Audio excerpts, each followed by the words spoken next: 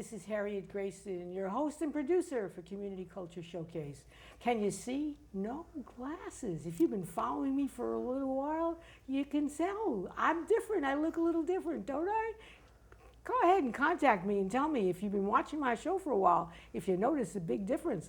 I'd love to hear from you, my audience indeed. And I have with me today my very, very special guests who have been on this show a number of times because I've been a volunteer with them with, I don't know how long, but it's got to be more than a decade. Southern Rhode Island Volunteers, they do incredible work to keep our seniors and disabled in their homes, comfortable, making sure they're all right, giving them something to eat. My husband drives them around to all kinds of places to get them the things that they need. It's an incredible, valuable community asset. And we got a mother and daughter team who've been at this for a while and have the whole thing right tightly in check. So I want to welcome Lindsay Tanner and Mama Debbie Tanner. Yeah, we've been doing this stuff for years and years. We have. So I'll let you go, Lindsay. Tell us all about this incredible organization. It's been around for 30-something years. So to its credit, it's been doing a great deal of stuff in the community. Tell us the show. So we are basically a volunteer clearinghouse. We have about 400 volunteers who do things like take seniors to the doctor, they take them to the grocery store, they deliver food from the grocery store, from food pantries. We do Meals on Wheels delivery. We have a companionship program where people who are stuck in their homes who really can't get out at all, we have volunteers who will go and visit with them.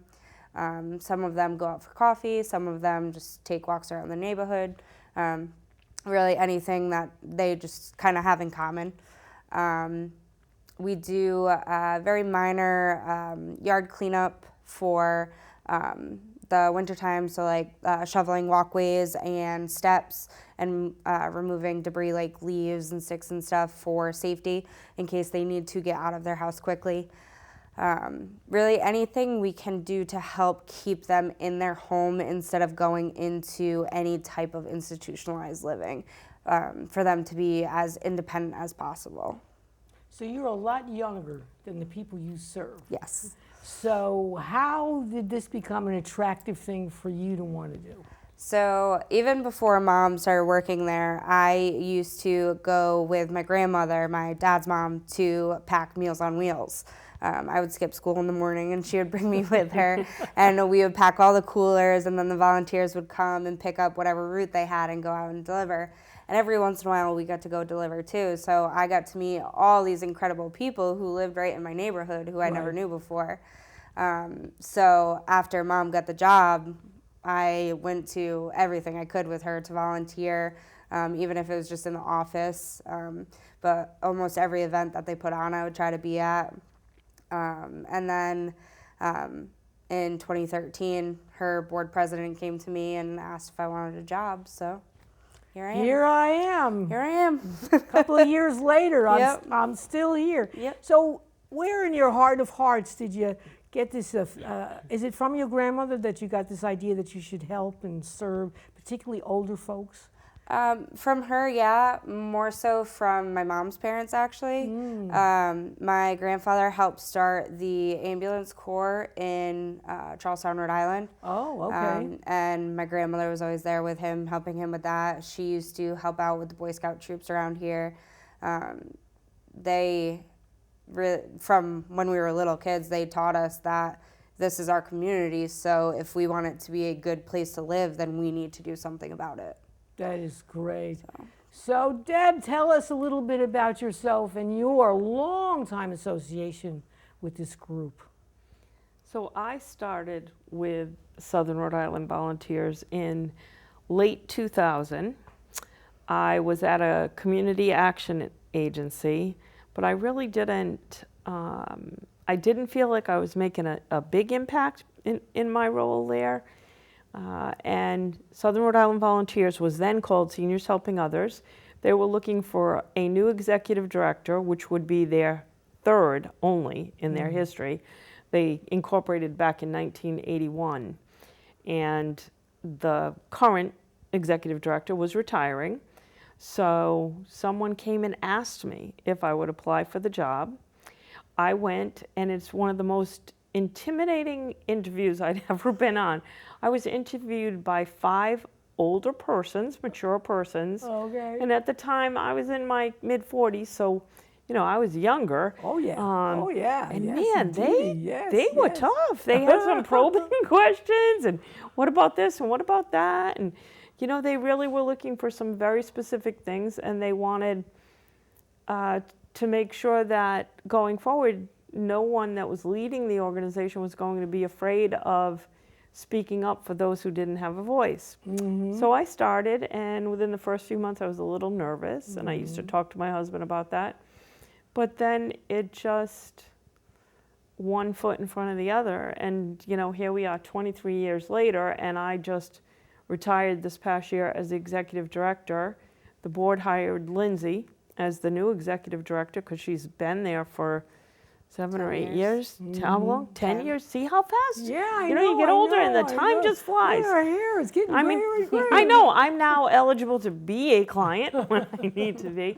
You know, but it is a passion, and that's what, like she mentioned, my parents, they had a passion for scouting when I was a child.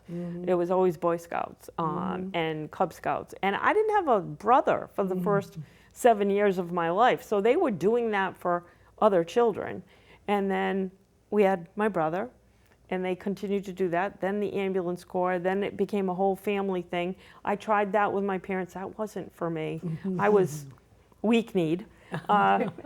So I looked for something else, and community service, and I've always had a soft spot for older people. When we were really young, my husband and I used to commute to work together, but I had extra time, and I would hang out for an hour before I had to go to work with his grandparents. I loved it, you know, listening to their stories and where they came from, and having them fight over me for who was getting the cup of tea and the toast for me, because you had to eat, you know, because that's what grandparents make you do. Right. So it's a family affair in terms of service, but it's also a privilege. It is probably the biggest privilege in my life to have been able to serve for that long. I mean, because prior to this, I would work somewhere 4 or 5 years and I'd get bored. I like change, I like challenge, and I would change and go somewhere else. But so, you know, 22 years to be the executive director was a long time. Definitely. And you you've moved your location. Yes. Over the years. I was the executive director when I had written an appropriations grant. We needed to find a space to be. We were in a senior center, and they were going to be taking that space away for some other programming. And they gave us a smaller space there to where we still run a Meals on Wheels program. But I brought a good chunk of change, as it goes, to a local municipality, and I upgraded a senior center, and we took the upstairs office space and we turned what was a falling down, and I mean there was asbestos flooring on this building. It was not someplace that was going to go forward in the future, and we took that money and invested it in the community, so all kinds of community groups meet in this building now. And we have a home there till 2051. After that, it'll be up to Lindsay or whoever comes after her to deal with it. I did my deal. And from there, we take care of seniors in 12 of Rhode Island's 39 communities. That's great. So mostly it's a third of in the state. South County, meaning Yep, Washington South County, Jamestown, East and Jamestown. West Greenwich, because they're kind of on the fringe. Right, right. Yeah, so, and like Lindsay said, it's all about helping people to stay independent. I mean, you know, you and I are both mature citizens. Oh, yeah. Every second, yes. Yeah, I don't want to go, if I don't have to, I don't want to be in a living situation where someone else is telling me when I can have my meals, when my meds have to come, let me decide that for myself, when I can go out, you know, when I can go to the bathroom, what time's the lights out, you know, and when you have to go into institutionalized type care, there are certain things that have to happen because of staffing, because of needs because of the very nature of how it's nothing wrong with that.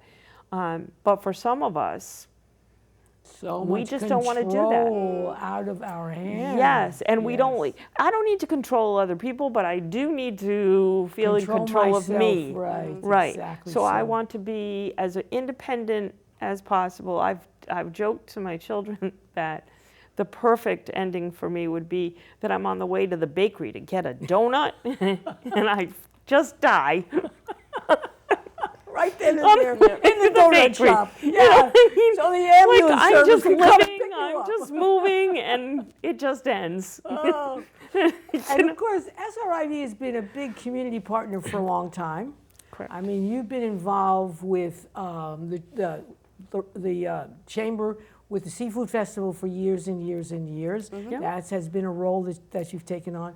Washington County Fair, years and years and years. Yep. And your newest venture into the community is this Applumpkin event, Yep. which is also going to be held in Integret Park. Correct. So, Lindsay, tell us a little bit about this this particular event. So our Applumpkin Festival is a fall festival for the whole family. There's going to be a lot of field games like cornhole and ladder toss and bocce, and basically any game you can think of you'd have in your backyard is going to be there. And then the Parks and Recs department in Charlestown will have a couple of other games with them too. There's going to be a bunch of different crafters, jewelry, metal signs, soaps, all kinds of different things, and then a bunch of different food trucks. We have a boba tea truck coming. We have pizza. We have Dells. We have, all kinds of different foods and sweets and drinks and Frank's for the kids. Hot Yep. dogs. Hot Yep. dogs always big. Yeah, a little bit of everything so that there's something for everyone. There will be a beer and wine tent too. Oh, there you go. Get the adults there. Yep. Yes, indeed. We're going to have a costume parade for the kids. There'll be prizes for that, but the kids have to be in a costume. We're going to do antique tractor parades. We're going to have a cornhole contest for the adults. We're just trying to have all kinds of different activities going on so that no matter what time you get there or what time it is while you're there, there's always something fun going on for you. And then, if you happen to see something you like at a booth, it's there for you too. And I'm the storyteller. Yes. Yeah. So I'm going to present a number of a children's story with stories. Yep. And we have been very, very blessed because we have a number of local authors Yes. who have donated their books.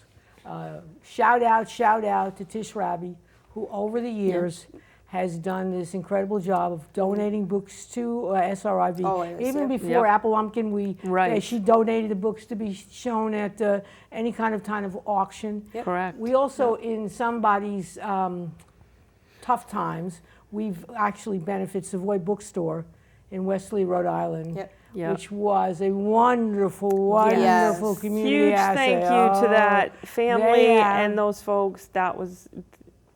You couldn't do better. Yep. And Savoy they, was over great. the years, have also given us donations. They gave us Yeah. a very large book donation, unfortunately, because they were closing, and so that's really a shame for Wesley and the greater community. They will be missed. Yeah, absolutely. So I'm just going to read intermittently, so everybody knows they can come and listen to me, because Tish is one of the writers, one of the authorized writers for the Dr. Seuss. I don't know if you can actually see this because there's maybe. Anyway, this is one of the Dr. Seuss books, and Tish is one of the authorized people who writes Dr. Seuss. So it says on the really bottom, because you think Dr. Seuss is alive, maybe writing still books. So her name is in the teeny tiny in the bottom there. But this one's a great one. There's no place like space. So I'm just going to read a couple of, maybe a page or so, because I want you to come on down, and I will storytell to you and the kiddos. And then we're going to give away some of these books. Correct. Because what good is these books if they're not in the hands of someone who can actually use them? So let me tell you what we're going to do here. And here's, I don't know how many people have actually read Dr. Seuss's books, but the beauty of it, and I am an author, so I can tell you how extremely difficult this is. She does rhyming. And that's the story of Dr. Seuss. I mean, that's what made him really famous. And as a writer, I can tell you, it is not, it looks so easy and it sounds so nice to the ear, but it is extraordinarily difficult to write. So it says, I'm the cat in the hat, and we're off to have fun. We'll visit the planets, the stars, and the sun. There is no place like space. I will prove it to you. Your mother will not mind at all if I do. So that's the opening of this book. You come on September 9th to Applumpkin, and I'll be happy to read more of this book. And if you're very lucky, we'll give it away, and maybe you, one of your children, your grandchildren, can be the recipient of this wonderful book. Yeah, when they arrive, they should just look for the storyteller booth. That's right, and maybe I should wear my red shirt so they'll recognize Oh, me. there you go. That sounds great. And there'll be a schedule that we'll have at the registration gate, so they can get all the information about coming and attending, any gate fee, and it is very affordable. That's one of the issues for families. You know, sometimes you go to a festival and the gate fee, you got to pay that, but you got 5 people to pay that for, and then you get in and there's carnival rides and there's food that's really expensive and stuff. So this is just a small entrance fee to support the seniors, and then all you're doing is spending your money to buy any gifts you'd like to from the vendors, Sure. the crafters who are there, Sure. or have some of the great food from the food trucks. There should be about 12 to 15 of the food trucks there, so there'll be a big variety. Plenty of variety, that's great. Go do the storytelling booth, visit with the face painter in the afternoon, or the balloon maker, or listen to the DJ and the music, play the games, play the football, toss through the pumpkin boards, or there's like a scarecrow ring toss.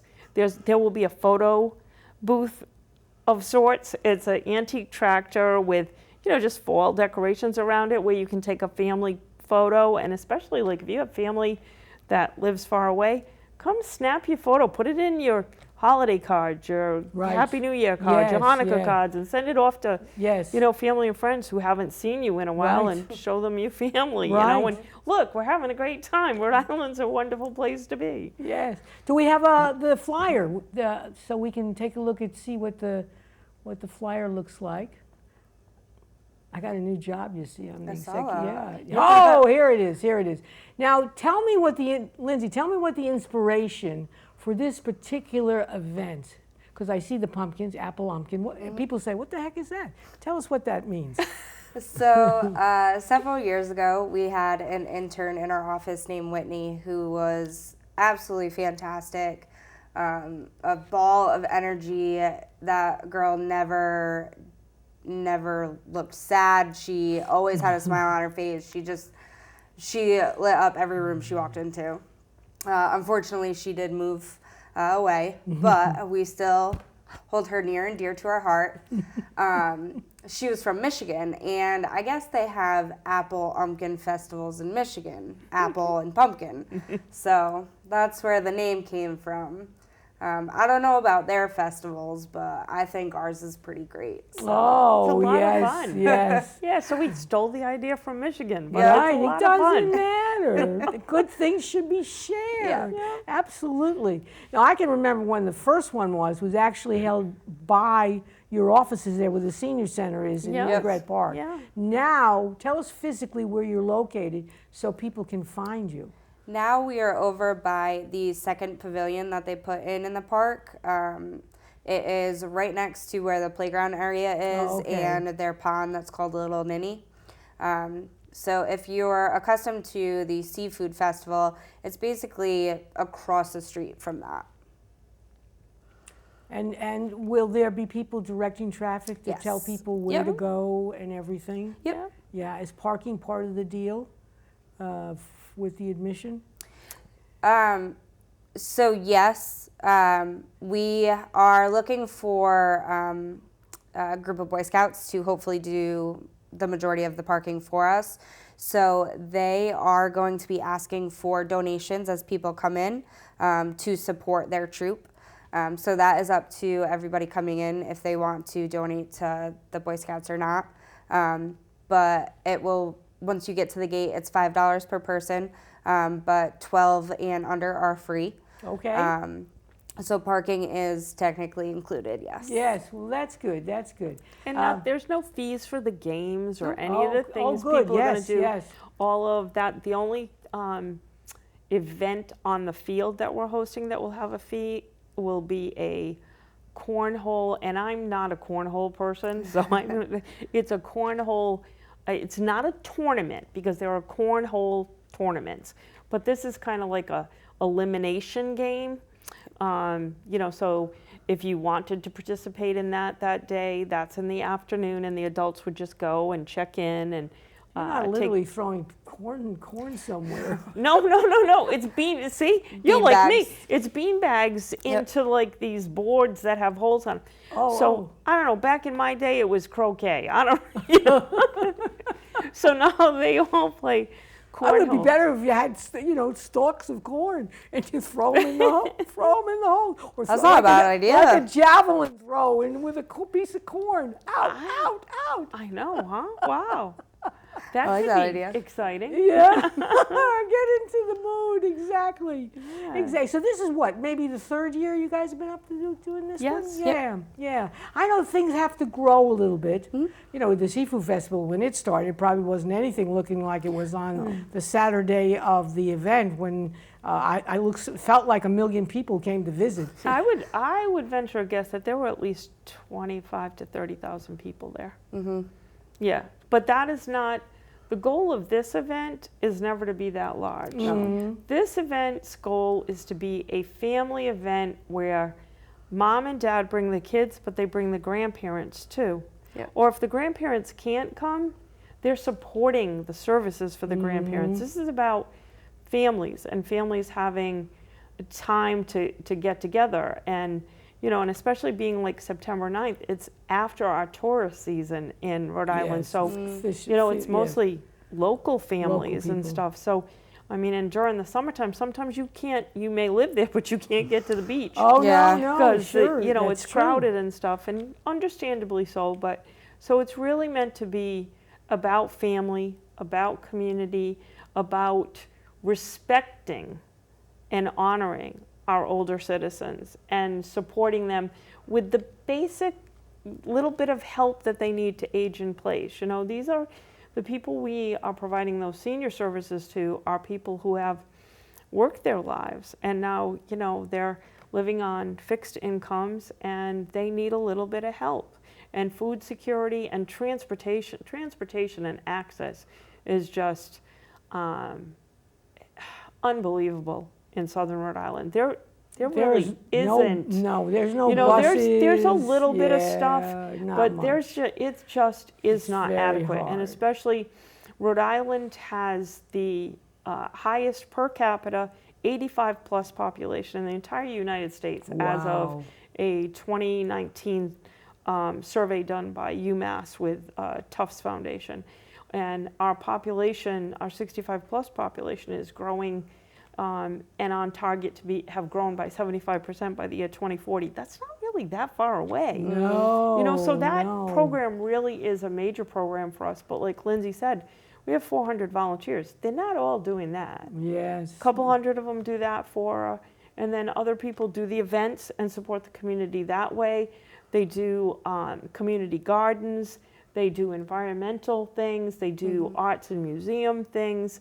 All kinds of stuff. You know, it's like if you've got a goal in mind that you want to be, you know, a good steward in your community, call Lindsay, call Megan, talk to them. They'll find a place where you'll meet your goals. Do we have the information there? Yeah. So they should contact you by calling that telephone number. Is that the best way to reach you, or Yep. should they go online? What do you want to know from people? So the best the best way to get a hold of us is going to be that telephone number, the 401-552-7661. If they want to sign up to be a volunteer, they can go right on the website and do that. There's a tab for volunteers, and the forms are all right there. They can also email us if that's easier for them. Every one of our emails are on the website too, so it's really not hard to get a hold of us or to find us. That's great. Because I would imagine that some of your former volunteers are the people that you're now helping. Yep. Yes. I mean, that's what happens because you've been in business a long time, and a whole bunch of those people, if they stuck around here in South County, then they might be people needing some services. You know, I could go from storyteller to needing somebody to take me around. So, Right. Well, exactly. we volunteer, but it's been 20 years. So I went from young, non-eligible for services, volunteer, to I'm still volunteering, but I'm now eligible to get help at, being in my 60s. Yeah. It's like, that's what happens. Yes. You can't stop it. You do age, whether you like it or not. Yes. But you can age with dignity. You can age with that little helping hand. You don't need to be afraid to ask for assistance. And the other thing is, no one should ever be afraid to donate to a local, small, grassroots nonprofit. You can see what your money is doing. Right. You can see the donation that you made making a difference, because it's happening right there in your community, right in front of your eyes. Right. You're not donating to some, big entity somewhere where you have no idea what's happening. You're making a donation and you see that senior having grocery delivery. You see that, someone helped them get their online order done, or they transported them to a doctor's appointment, or they transported them to the pharmacy, or sometimes it's to town hall because it's a housing issue. There's just so many different things that we all take for granted when we are able to just go get in the car and go do it. That for some of our older people, it's not that easy. And it's it's expensive to dial up an Uber driver or some, and they're If not you can get 'em. Yeah, I was going to say Yeah. if they're actually available, because we are considered, well, Westerly's kind of a big little town, but the others are relative, like small towns and villages. They have no services at all. Our area is actually considered suburban by the federal government. Oh, The really? entire county. There's nothing suburban about living out in Richmond. Yes. 20 miles away from, the doctors that you want to go to Right. or something, I mean, there's a grocery store there and there are things there. Nothing against Richmond, trust me. I lived there for a while. It's a beautiful little town. But in terms of access and transportation, there isn't any for Richmond, Hopkinton, Charlestown. Hope Valley, Even yeah. in South Kingstown, it's like the RIPTA buses cater to the main highway roads, URI, the University of Rhode Island, business, commerce going to and from, not necessarily to someone who is using a cane or a walker. They're not picking you up at your door. Right. And you've got to be able to walk down the street that sometimes has sidewalks, most of the time doesn't. No. And it's not level ground. So it's not geared toward an aging population in terms of the transportation. Right, even though we have a great many, as you just described, so many elderly people, and continuing, because the area is nice, it's pretty, you got the ocean nearby, so if you like to put your feet in the sand. I mean, it's really got a whole structure of state beaches that make it really cheap and easy to go to the beach and experience that. I mean, yeah, in the afternoon, the ocean breezes come on in and cool down most of the time, even in these very, very hot summers that people are experiencing. And when you're able, there's like wonderful walking trails down here. There are unbelievable arts locations and even local businesses that have character that are great to go visit. Like when I vacation, I always pick a town and go figure out what, walk around and figure out what it's like. Right. You can do that in Matunic. You can do that in the Pear. You can do that in Watch Hill. That we have all these little enclaves of little villages that have great spirit, Go hang out in Wilcox Park. What a gorgeous park. There's just so much. Ninigret Park, all the things it has to offer. It's not just the beaches, and it's not just for tourists. It's for those of us who live here, And there's quite a number of residents of Westerly who are your clients, Yes. as well as there's quite a number of us from Westerly who are your volunteers. Correct. Yeah. So, We yes. service a number of people from Westerly. Exactly. So even though Westerly has the best kind of bus service, which means it's like subpar, that it's not even worth it to be there unless you want to go to the senior center. The bus will take you to the senior center, but most people's doctors, grocery stores, pharmacies, they're actually not around the senior centers. You got to go a lot farther than that. And I think to keep its kind of rustic feel, I suppose the city fathers, the town fathers, didn't want to introduce all kinds of public transportation. Right. And they're still not thinking about doing that. But you don't have to either. If people who live in a community remember what community means, and our grandparents, the people who came before us did it. You helped your neighbor. There's nothing wrong with that. And everybody has a little bit of time. I know we get busy and we get caught up in, oh my God, okay, so today my schedule is full. But you know what? We all can find an hour or so a week to do something for someone else. And we feel better. Oh, absolutely. From in its own way, it's extremely selfish, but it's wonderful. I know lots of older people who have some time, and they just haven't gotten into the volunteer mode, and it's very hard. It's like you learned it from your mother and from your grandparents. I actually learned it from my late mother-in-law, how to really be a volunteer. I mean, that was part of what her message always was. And Artie, my husband, picked up on that, and he's been a volunteer for years and years, always, because she realized and gave that information to us about how good it feels to help people. The thing about volunteering, too, is it's eye-opening. You can go to any organization or do any type of volunteer work, and you're going to learn something new. With our organization, because we do assist seniors, a lot of times there is a very negative view about a senior because you're getting older, you're getting, closer to, being in a nursing home as people look at it. You can't do things that you used to. You're not as valuable to society as other people, which isn't true at all. And you can meet these absolutely amazing people who have done incredible things with their lives, but you also can see the difference between, not every senior lives in a trailer park.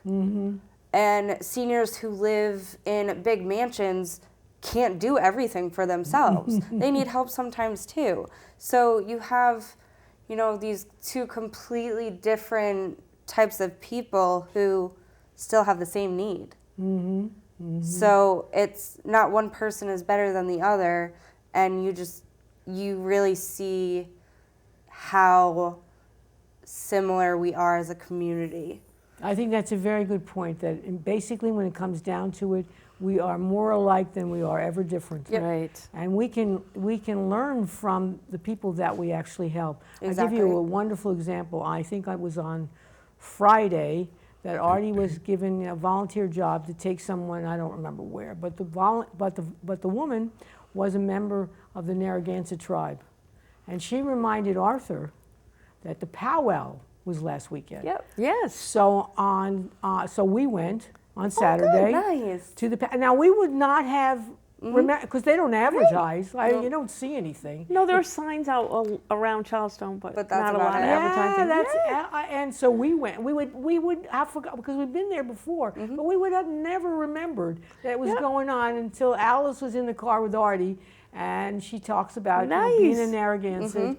And Artie has taken a number of Narragansetts, or at least Native people, to assorted kinds of places, and they're wonderful storytellers themselves. Yep. Yes. And inevitably, they're looking for an audience. Yep. Yep. And he's oftentimes their audience, and he tells, wonderful stories. They tell wonderful, men and women tell wonderful stories about the community, about the Narragansetts, About their history, about, Oh, and yes. that's the history of our region, and that's the thing. It's like, it is so diverse, and people don't necessarily see that That's or right. understand That's that. And right. the stereotypes that Lindsay talked about, it's like, no, we are all looking for the same thing. We all want food on our table, a roof over our heads, comfort and care, someone to care about us.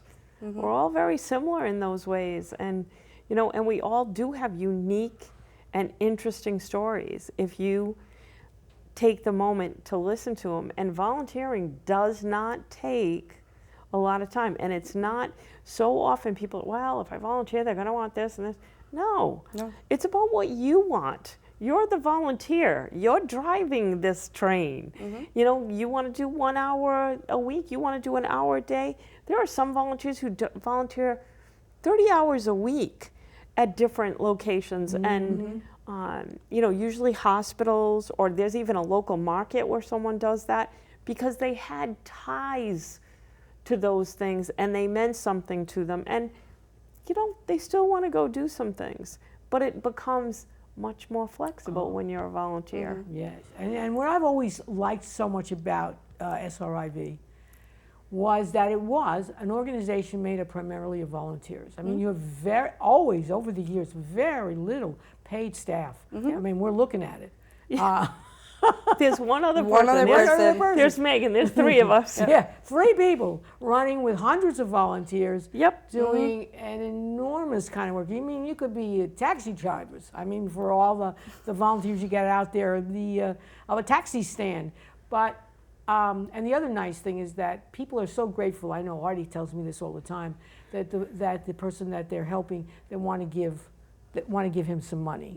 Yeah. And he always says to them, no, give it as a donation to the organization. Yep. So, because they are ever so grateful to be able to call up and get some help, and organized help. I mean, sometimes I've been involved with some other volunteer organizations, and they're disorganized. I got to say, if there's one thing you got going, Deb, you must have instituted this.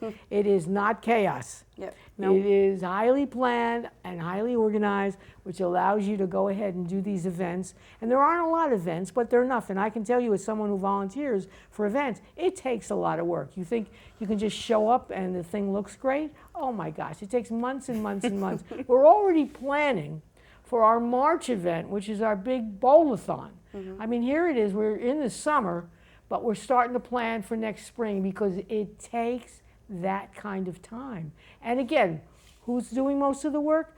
Volunteers with some guidance from a paid staff. It's just wonderful. It's really wonderful. It takes a lot of hands to make it happen so that nobody's carrying a heavy burden. Just takes a little bit of leadership, and then everybody has their niche, and they get to use their creativity in that way. We try to welcome people with varying ideas and stuff, because you can't stifle a volunteer.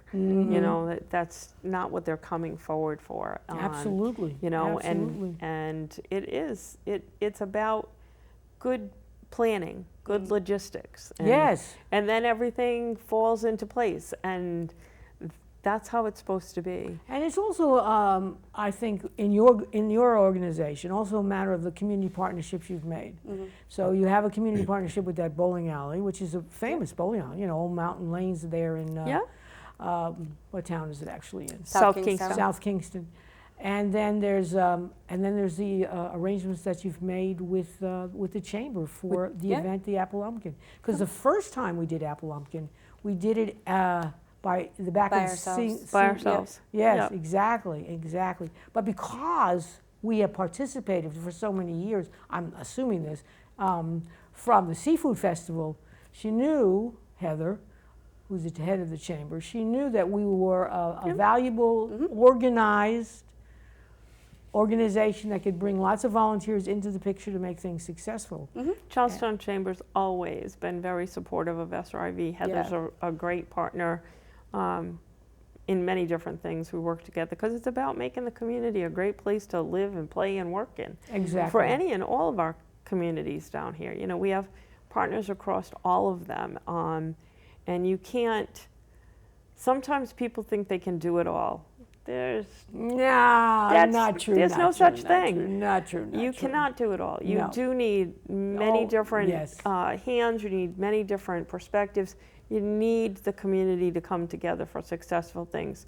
And that's what it should be. That's what a community is. That's who we are. That's Washington County. You know, like beginning Wednesday, we will be at the Washington County Fair. I hope the people watching your show will stop by the windows at the Pomona Kitchen and say hi to us all, because we'd love to say hi. Talk about a little bit about that, because I personally have participated for a number of years there, and it's also a great event for the public, community organization. The Washington County Fair is owned by the Pomona Grange, and the Granges are nonprofits, and the food booths at the fair are nonprofits. They're raising money to put back into the community for the most part. The Pomona Kitchen definitely does that. They make a substantial donation to SRIV's food services for food security and nutrition for our seniors.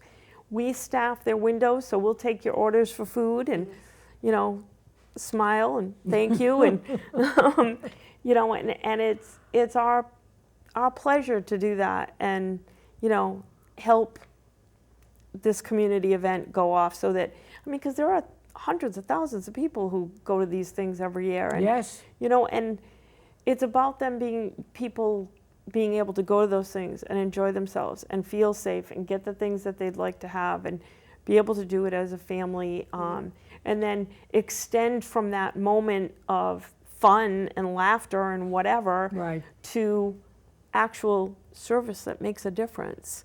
That's why, you know, I say, check us out. Go look at the website, you know, and go on GuideStar. Check out anybody you want to donate to and make a difference to. Check them out. Make sure they're making a difference in the community, and you know, then give them your money, give them your time. You know, be involved. You know, it's good for the soul. Yes. It's good for the soul. It really yes, is. Indeed. I mean, you can think selfishly about how valuable it is for yourself to give a little bit to the community. It makes you feel better. I mean, I honestly think your blood pressure goes down when you're helping other people, and it's just a good thing. And it's a good thing, as my late mother-in-law, is to show the kids and the grandchildren and the children that this is part of what it is to be really a human being and to be part of any community. You give a little and you get a lot back. And then if you're always complaining about what's wrong, well then get your hands dirty and figure it out, because oftentimes what looks like you think is easy, not so. These are hard things to do. And it takes a lot of oomph and commitment to get things accomplished. Yeah, definitely. One of the big things too, just from starting out volunteering with SRIV and being a part of the Washington County Fair since I was a little kid, you become a part of these groups and you become a family. And for some people, that's what's really important about volunteering. Like, I could call anybody at the Washington County Fair if I needed something, and somebody would be there for me. Just like they could call me and I would be there for them. And same thing with Southern Rhode Island Volunteers. You know, when there's something wrong with one of our volunteers, we feel it. And we want to be there for them. It's that connection that you make with all kinds of people. So it's just, like you said, it's good for your soul. It is. And I can remember there's been a few cases where my husband would go and drive people, and he'd go to where they live, and he could see the person's really not doing well. And then he calls you guys, and he says, you know, ABC lives here, not so good, what should we do? Or what can you do? And I know you've been directly involved in a few of those things. And because there are lots of small grassroots nonprofits that do very specific things. So when we share that information, and always making sure that the person is okay with that, you know, and get them the help they need. Like if somebody's got a leaky roof, we don't do that, but other people do. You know, so someone needs a railing repaired, they need some landscaping done because the tree's growing over the windows and the roof of the house or something. There are organizations that do those things. So it's a matter of us just bringing that to the attention of the party that does do that. So we are all making a difference hand in hand. It doesn't, and we're Rhode Island. We're not huge. If we can't figure this out, who else is going to figure it out? You know what I mean? It's like from one end of the state to the other. Come on. You know, it's like... Well, you know we don't drive to Providence. It's too far away. I know. You got to pack an overnight bag if you're going to Providence. I know. You know, yeah, you got to get the sleeping bag in the back of the car. I mean, we're going on a trip. I know. And people in South County, that's what the way they think. I mean, you know, it's easy to criticize, and especially in the climate in which we live these days with upheaval in our political realms from time to time, in our economy, you know, in the world, the things, you know, you want to find the negative and wallow in it. It's out there. Oh, yes. You know, it's easy to find. Yes, yes. It takes a choice to say, you know, I know that stuff's going on, but I'm going to make a difference because this is my little corner of the world, Right. and I can make a positive impact here. Absolutely. You don't have to change the world. I don't have to make sure the entire world is not going hungry, but I can make sure Mrs. Smith down the street is not going hungry. Yes, And if, exactly. you know, 4 of my friends do it, remember that hair colored commercial years ago, and they told 4 friends, and they told 4 friends, pretty soon, you know what? No Mrs. Smith anywhere is going hungry. Right. Because we all paid attention and did what we could, you know, and it's like, and it's painless, I promise. You know, it doesn't hurt to volunteer. It doesn't hurt to donate a little. Nobody's going to bang you over the head if you're doing something in your own little community and say, well, you wanted to donate $100. Well, you know, could you jump that to 200? No, nobody's doing that kind of thing. It's not hard pressure. No, you're not on the hook for the rest of your life. A donor is a huge asset. A volunteer is a huge asset. Someone to organize services for the community. Someone to be that community leader. Those are all assets to our community. Each plays a role. We all have something we have to offer. Offer what you have. Yes. Nobody's asking for anything more or less. Just So offer we have, what you have. So you as an organization have just a few major events that raise a little money, but more importantly, raise awareness. Correct. Because there are a lot of people out there. You've been around for years, but we got a lot of new people coming in and out. Right. They don't know you exist. And so it's an opportunity to let the community be aware of your presence in the community. Right. So, you know, that's that's really important as well. So we have this event coming up. We have the Washington County Fair, which you would like people to come to. Absolutely. Which is a wonderful event for the community. And they can come Wednesday through Sunday. Pick your day. Right? And just hope the food doesn't run out, has been my occasion. Sunday night. So the advice would be, don't come after 5 p.m. on Sunday if you're coming to eat. You know, food starts to run out. Yeah, there's no more food left. Yes, I've had that experience. And that just shows you how successful it's been. Right. So many people showed up, they didn't anticipate that. Yeah. Exactly. Between 5 and 10, the things start running out. They got eaten. That's it. And now you have beside the Washington County Fair, then we have this September event. Tell people again a little bit more about that September event so that they can put it on their calendars and make sure they come with their kids and their grandkids and their neighbors. Keep the dogs home, right? Correct. Service animals only. You're right. Right. So there's going to be a ton of different games and events going on for kids and their parents, grandparents. We'll have a cornhole tournament, costume parades. Next year we're going to have javelin throwing Yes, with the corners. yes. Maybe not. Yeah, and a tractor parade. We're hopefully going to have a hayride. We don't 100% know that we're going to be That's able to not do that confirmed. yet. It's not but confirmed. hopefully we will. There will be a ton of different food, all kinds of different vendors with their crafts and things they're selling. There's going to be, a bunch of family fun to be had and, a little bit of everything for everyone. Tell us the physical location of this, because some people don't know Ninigret Park. So in Ninigret Park, it's technically 5 Park Lane in Charlestown, but it is off of Old Post Road across from the Charlestown Police Department and the Charlestown Ambulance. And they go in there and they're looking for the children's playground. Is that Correct, the spot? Yeah. Yep, And you the can't miss it. It's a playground. pretty Right. big thing. Yeah, Right. there's a basketball court right over there too, and there's a covered pavilion. Okay. All right. And it's operated in cooperation with the Chamber and I guess Charlestown Charlestown Parks and Recreation. Yeah. Must Yep, have they're some. helping, And yeah. the big number one difference between 2 years ago and today is booze. Yes. Beer and wine. Yes. To entertain, beer and wine. yes, to entertain the adults, not to be given to the little kiddos. You're going to No, get a no, little no, no, bracelet no, no. there, Yep. prove you're over There will 21. be tip certified people, and there will be a police officer in the booth for the beer and wine. Yes. Yes, Yep.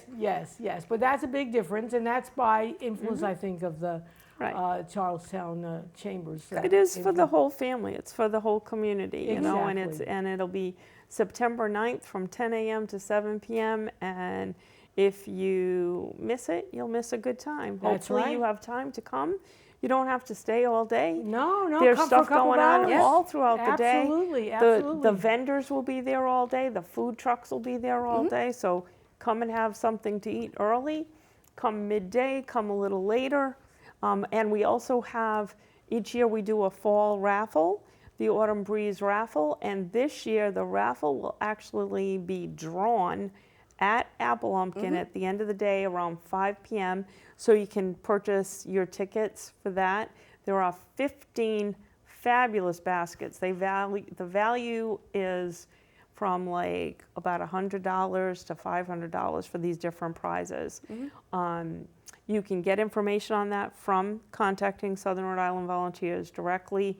For all of those people who normally support us, they're about to receive something in the mail for it, or come to Applumpkin and check it out. Exactly. Come check out the Patriots signed football. And I Oh, can't yes. tell you who the Patriot player is that signed it because I am 66 and I can't remember. I can't. I was on the way down here and I couldn't remember what his name was, but It's all right. It's okay. He's it's a player. Patriot. Yeah, he's a patriot. What's the difference? And then, of course, you have to be part of my storytelling, right? Yeah. Yeah. So let me read you another book.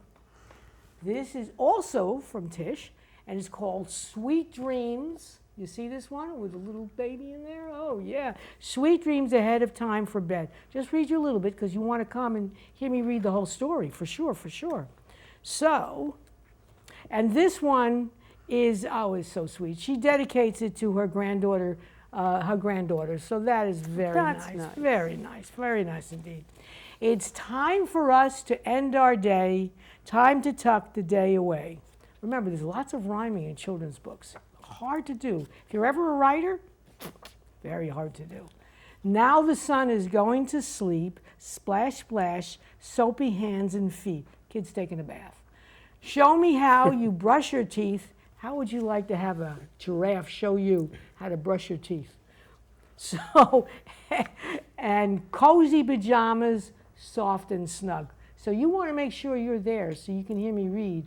I have a whole bunch of storybooks, and you don't want to miss it. Plus, I have one from, this is a Rhode Island one about all the facts and faces of Rhode Island. So this was a donation, and I'll also read from this book. So, what's the day? September 9th, What's the time? 10 to 7. What's the location? Ninnegrit Park in Charlestown, Where in Ninnegrit Park? right by the playground. All right, so we know we can expect people to come. And the other thing is you can't make it, but you want to volunteer, by all means, contact this organization. There is a volunteer spot for every person who wants one. There is a lot of activities. There's a lot of variety. My thing is, doing storytelling, but your thing could be anything. So please contact them, let them know, and we certainly want you to show up in September for a wonderful event. The weather gods are smiling, so we expect nice weather. Yes. We even checked that out, so you'll have a lot of fun. And I want to tell you, as an author who does creative writing classes, if you want to learn a little bit about creative writing, Lindsay, you can come to my class, which is held at the Pawtucket Neighborhood Center, which is right off of, I think it's Valenti has a used car lot, right down the street from that. It's usually at 11. This Wednesday is at 10, but that's a different story. But contact me if you're interested in creative writing or how to get published. Give me a call, send me an email, GraysonHarriet@gmail.com. All the things that we're doing in terms of the creative writing, absolutely positively free. It's a community service by the Neighborhood Center. And I invite you to come on out there and I'm a hoot, so you'll learn a lot. and you can see that there's lots of ways to learn how to write so that you can actually be creative, whether it is to publish a book or it's simply to write a memoir or something to leave your grandchildren as part of their legacy. So I want to thank you for watching. Make sure you're there September 9th. This is Harriet Grayson, your host and producer. Thank you for joining us.